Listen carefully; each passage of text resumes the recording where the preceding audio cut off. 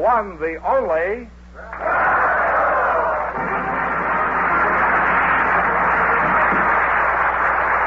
Well, here I am again with a chance for each of our couples to win $2,000. And there's even a chance somebody might leave here with $10,000. If any of our couples say the secret word, the duck will come down and pay him an extra $100. The word tonight is on.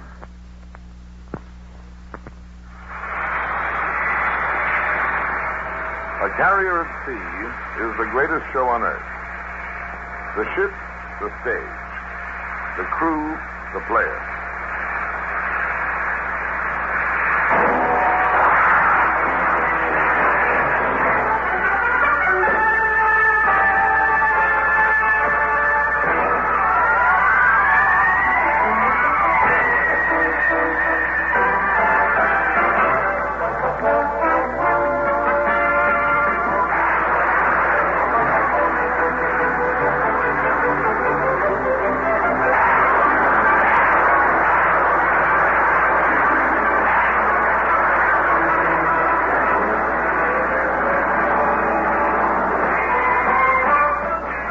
Show on earth, now playing on oceans all over the world.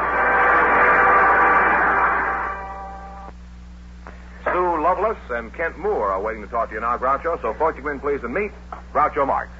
Welcome to You Bet Your Life. Say the secret word, and you each get an extra $50. It's a common word, something you always have with you.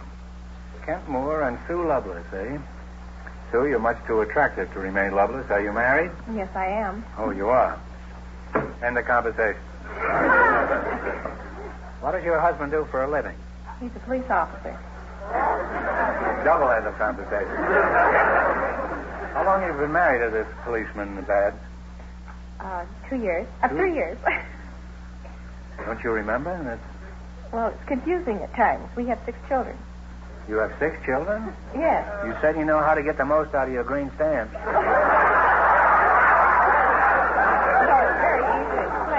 Well, would you explain this mathematical phenomenon? Yes. When we were married, my husband had 3 children, and I had 3. It made 6. Oh. Sue, do the 6 kids keep you pretty busy? Well, yes. Or do you have much time for other hobbies? Well, they keep me pretty busy, but I still have time to work. I'm a waitress over at the Red Barn in Panorama City. Oh.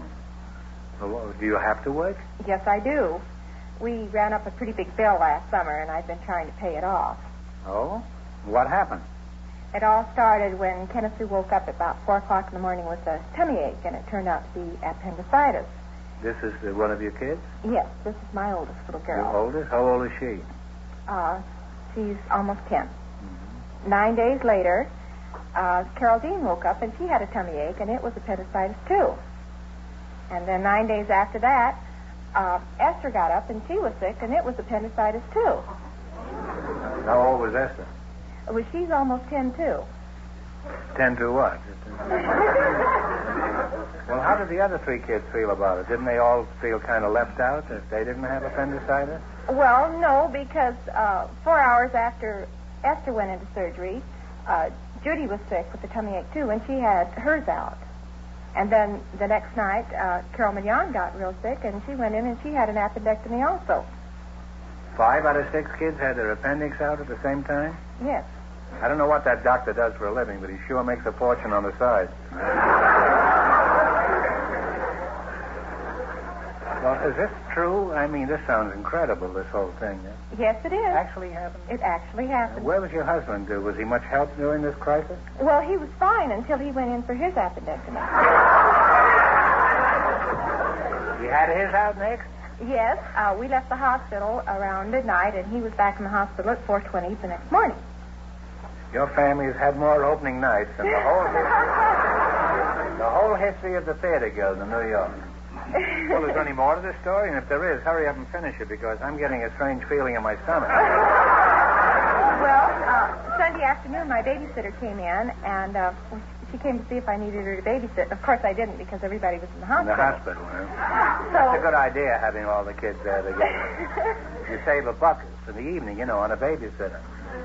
So, her boyfriend told me that she hadn't been feeling very well, and I called her parents, and I talked to them, and at 6 o'clock she was in for an appendectomy. Well, then she could take care of the kids anyway. Right. How about the sixth kid? What's holding it up? Hasn't it got an appendix? Well, she has one, and it's been a little rough on her because every time she gets a tummy ache, of course, she either goes to the hospital or to the doctor's office. But it isn't an appendix. No, she's Shame. different.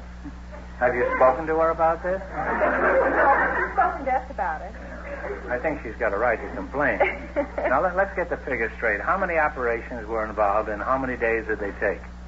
Well, in our family, there were 6, and it took 21 days. Well, did you ever find out what caused all these appendectomies? No, it just all boiled down to freak coincidence. You ought to write a book about your experiences. And don't put in anything in the first part of the book. What? Tell the whole story at the end in the appendix. Can you imagine what would have happened to us if the secret word this week had been appendix? We'd have been wiped out. Well, let's find out your story. What kind of a job have you got, Mr. Moore? I don't have a job. I'm in business for myself. Well, what do you do? What is your racket? What is the profession are you in? I'm a gasoline distributor. I have the franchise for Hancock Gasoline in the east end of the San Fernando Valley and La Cañada and around there. Why do you keep raising the prices? That's raising the price of crude that does it. I have no control over it. I see. Unfortunately. But you're not unwilling to raise them, though. Oh, no. Well, we're always interested in success stories. Let's have yours. What is your formula for success? Well, that's pretty hard to explain. Well, you don't have to explain it to me. I want you to explain it to the tax department. Well, go ahead and explain it. First, talk slow, because this is a very difficult cigar to light. First, there are 2 kinds of people in the world. Yeah. Live and dead. So far, we've got nothing. I didn't mean that specifically. What I meant was there are 2 kinds of fellows who... one likes to work for himself. He likes to be in business for himself and be his own boss and take the gambles and the danger that goes with the private enterprise of his own. And then there are fellows who prefer to work for a corporation. And I don't deprecate that at all, but it isn't for me. Well, did you know Private Enterprise? He was in the same regiment with me during the last... No, I haven't had that pleasure. No, he was quite a war hero. Well, do you do anything else besides making money? Well, yes. I work with the associations. I'm... president of the California Petroleum Marketers Council. He looks like real money, this guy, doesn't he? And for the period of 18 years, I have taught salesmanship at USC 1 night a week. And, of course, during the war, we missed a few semesters. Of course, we didn't have quite enough students, but aside from that, it's been 18 years. Well, that's where Private Enterprise was there doing that. Well, how do you go about teaching salesmanship? What is the best technique? Do you use a club or a revolver? Or... Well, no. Innate persuasiveness. No. You tell them jokes or something? Well, yes. What you try to do is to bring the academic and the practical and mix them together. And to sugarcoat the educational pill, you occasionally tell a... Oh, this is a smoothie, this guy. You occasionally tell a humorous, illustrative anecdote. Well, could you give us an example of a humorous, illustrious anecdote? Actually, that's university talk for jokes. Yeah. And you don't like to use the right words for anything. Well, you have a whole series of sidesteppers that you use. Well, give us a joke, huh? Well, it has to be apropos, and at the university, we don't tell stories just to be funny, but we tell them so that they're apropos. Now, many fellows... Who is apropos? Do you mean the poet? Do you mean... Well, that's a French word, and I hope it means what I think it does. Oh. I'm sure it doesn't, but let's get on with it. One story... that Edgar Allan apropos. One story is about, go back, many salesmen are afraid to sell other salesmen, and they're afraid to sell sales managers. And when I'm talking about that, I bring in the story about the chap who had a hunting dog, and his name was Salesman, and a wonderful hunting dog. Whenever you go out with this hunting dog, you get birds. And one fellow reserved him for 3 seasons and always got birds. But the 4th season, he came out, took this dog out, and didn't get anything. And he came back very irate to the owner. And he said, the dog is no good. He's lazy. He just won't work. And the owner said, I blame myself. He says, I blame myself. You know, that dog's named Salesman, and he's been doing so good for so many seasons, I figured I'd give him a little raise in prestige and title, and so I began calling him Sales Manager. Now all he wants to do is sit around and bark at the other dogs.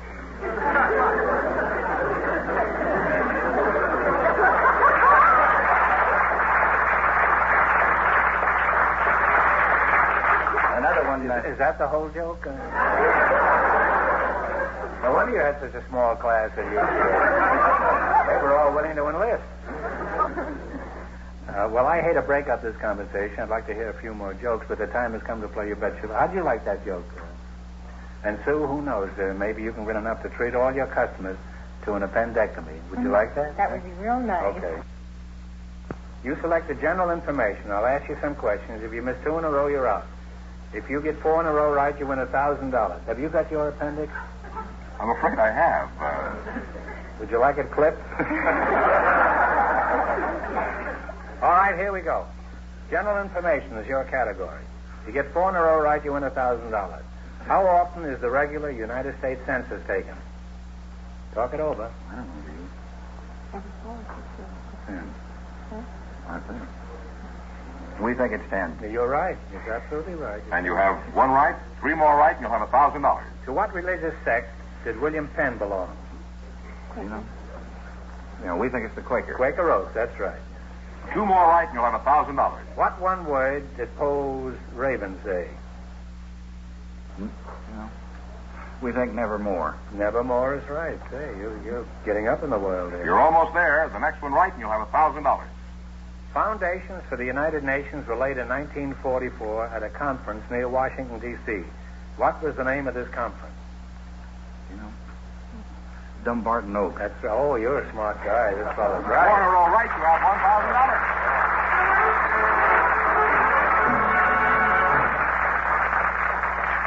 Now you won $1,000. You can keep it and quit. You can come back later and try to win double your money. You may even get a chance at $10,000. Go over there and sit down. You sit on his lap and think it over. And thanks for being on the show.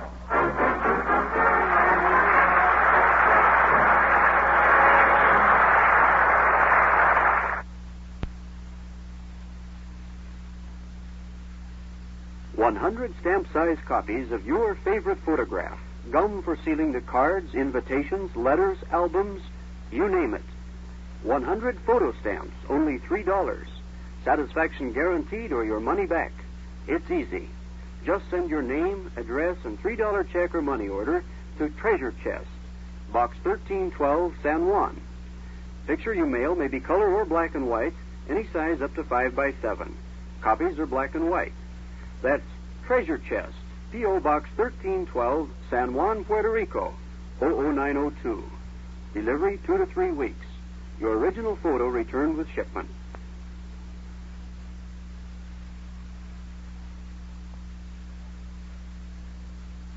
Mrs. Valentina Penberthy and Mr. Youp Wooters are waiting to talk to you, Stop Groucho. yodeling, gentlemen. I'm not sure of that either.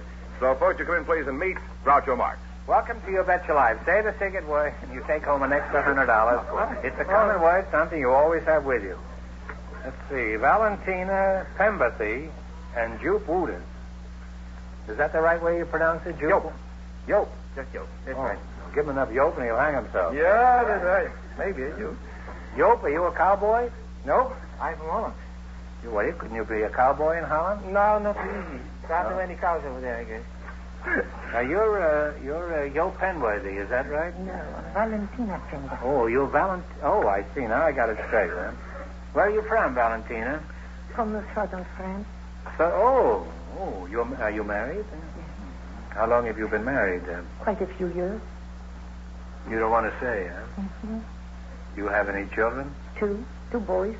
How old are these kids? 33 and 44. Well, in that case, you've been married at least 45 years, huh?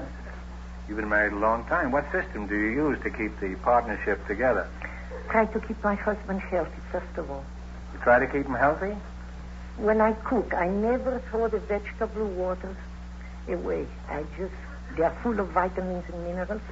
I just don't throw them away. You keep the vegetable water and throw your husband away, is that it? Well, how does this keep your husband healthy? Do you put it in his bathtub and let him soak in the vegetable water? No, I cook with that water. I use that water in my cooking because it has all the vitamins and the minerals.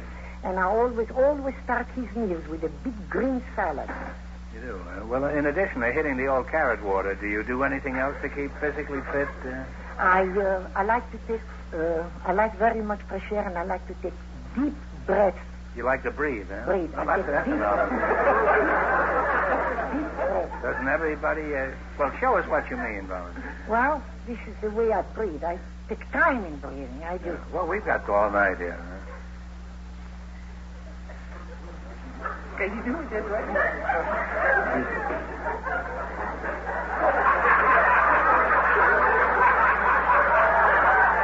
I take time in breathing.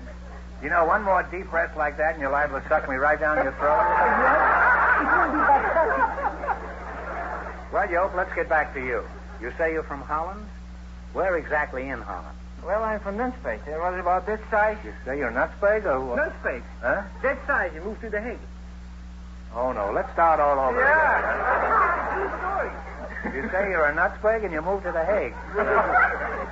What sort of work do you do, Joop? I'm a photographer. You're a photographer? Cartographer. Cartographer? What is that? Is it something you put before the horse? No. You put the cartographer before the horse? No, not in this case. They're map making. You're map making? Yeah, drawing maps. What is a map? Is that what you call that stuff you find in the bottom of your pockets? No, not that. Maybe They you used drive to call in it your car, plug, you know. huh? You drive in your car, you know. When you're in the car. You drive when you're in your car? And then you can drive put on the top the up, map. yeah. Sure. We're having quite a conversation. Now, You get the point anyway. let's start all over again. What'd you say your name was? Now, what is map? A map, I draw maps. Oh, So, maps. Maps. Oh, maps. That's how I pronounce it wrong. Huh? Maps. Okay. Oh, map. Maps, all right. You said map. I didn't know what you meant. Well, a map in Dutch is something like that, you know. You get a map around your ears. Je slet met de vrees, je zei over hier. Je gaat je kop in je gezicht. That's me. I usually wear earmuffs when it's cold. Huh? I may put them on here tonight. Huh? Are you for heirat, Joop? Verheirat? Yeah. Oh, ja, verheirat. Ja, but not in that name. Sind Sie das nicht? Ja. Sind Sie gerade bei Deutschland, nicht? Ja. Too close. Ja, too close to Deutschland? So once in a while, eh? Well, the western part or the eastern part where you're too close? Mein Großvater kommt vom Holland. Ja, kannst Plattdeutsch schnacken? Kannst du Plattdeutsch schnacken? No, but that's Low German Plattdeutsch. Verstehst du das nicht? Now, in Plattdeutsch, you say, like, Mother, when are we going to have lunch? In Plattdeutsch, you'd say, Moeder, we praten met middag. Verstehen Sie das, Joop? Ja, verstehen Sie. Ja, das ist Low German. Das ist right by the Holland border da. No. Yeah, we used to have a Holland border in our house once. Yeah, but if you know what it is, we had it all out. We only would pay $6 a week. Yeah, we threw him out right on his map. Now, let's understand. Are you Mrs. Joop? No. Well, you're not Mr. Joop. That's Mr. Joop. Well, Joop, have you and your wife had any exciting experiences since you've been in L.A., such as crossing the freeway on foot? Well, we didn't cross only the freeway on foot. We crossed this continent 3 times from coast to coast. You crossed the continent from coast to coast? 3 times we were all by stunt.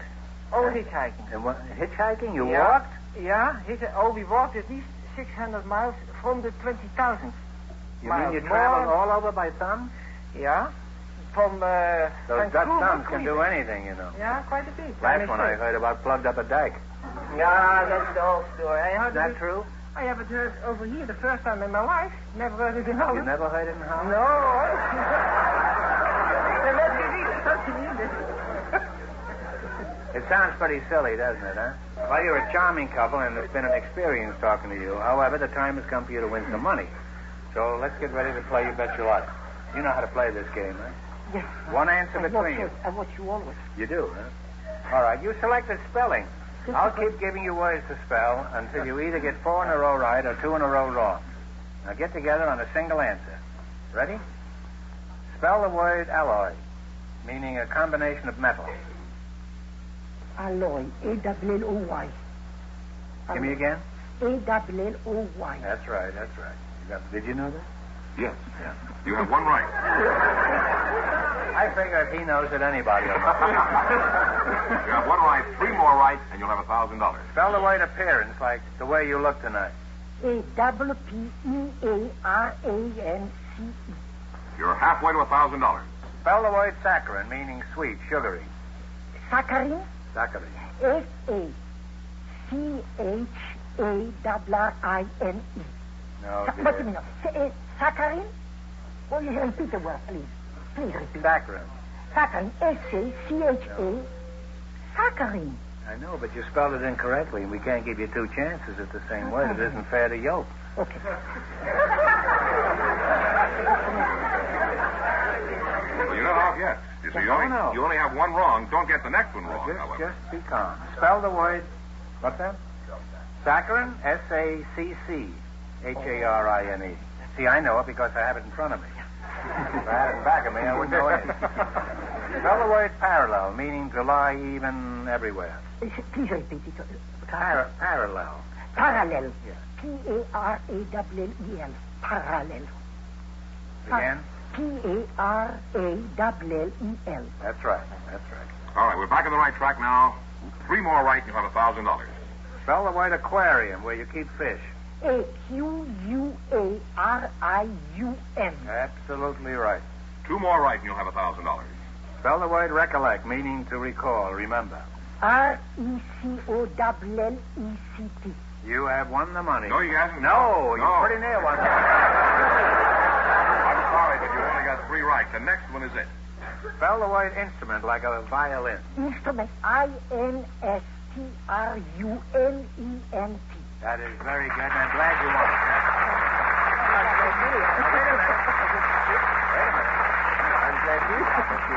Wait a minute. Yope, you did a wonderful job. Yeah, thank you. I expected it.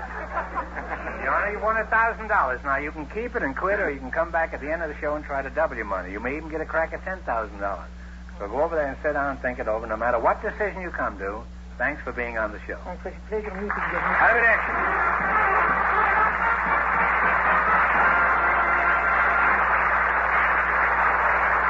Now, in just one moment, we'll find out if either or both of our couples will try for the big money. Groucho, both of our couples are going to try for the big money. So, once again tonight, we're going to have 2 big questions. First, here are Sue Lovelace and Kent Moore, all set to try for $2,000 or $10,000. You decide to go for the big question. Remember, if you miss it, you wind up with a total of $500.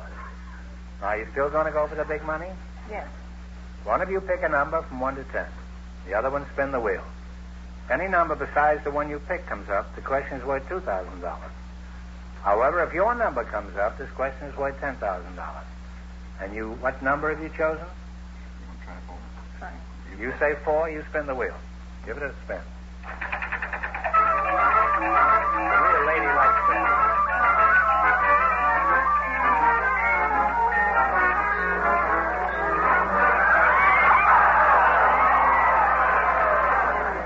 Your number was 4 and it landed on 3, so this question's worth $2,000 if you win. Ready? A popular picture in many American homes is the horse fair. For $2,000, tell me the name of the French artist who painted this and numerous other popular studies of horses. Talk it over.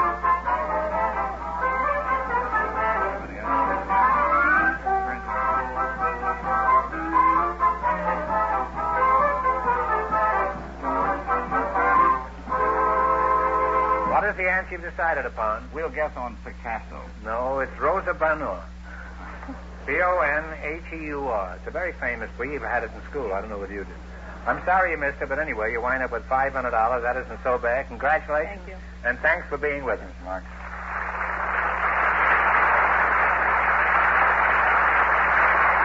Now, here are Valentina Penberthy and Yope Woolers, all set to take their chance on the big money. So come on back out here, folks. Now, you've decided to go for the big question. Remember, if you miss it, you wind up with a total of $500. Are you still going to go for the big money?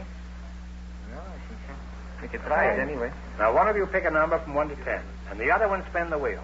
If any number besides the one you pick comes up, this question is worth $2,000. However, if your number comes up, this question is worth $10,000.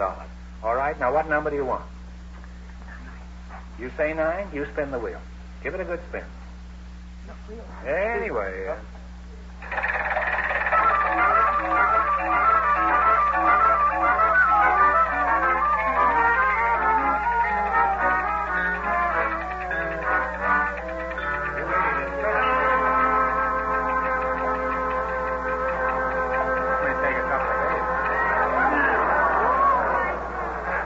Your number was 9, and it landed on 5, so the question is worth $2,000, or $500 if you lose.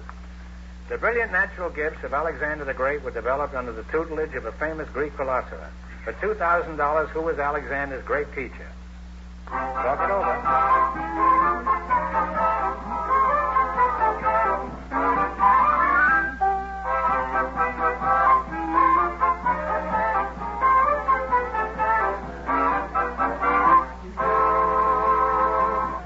What is the answer you've decided on? Sophocles. No, you're close. It's Aristotle. Sorry you missed, but you wind up with $500. That isn't too bad. Congratulations, and thanks for being with us.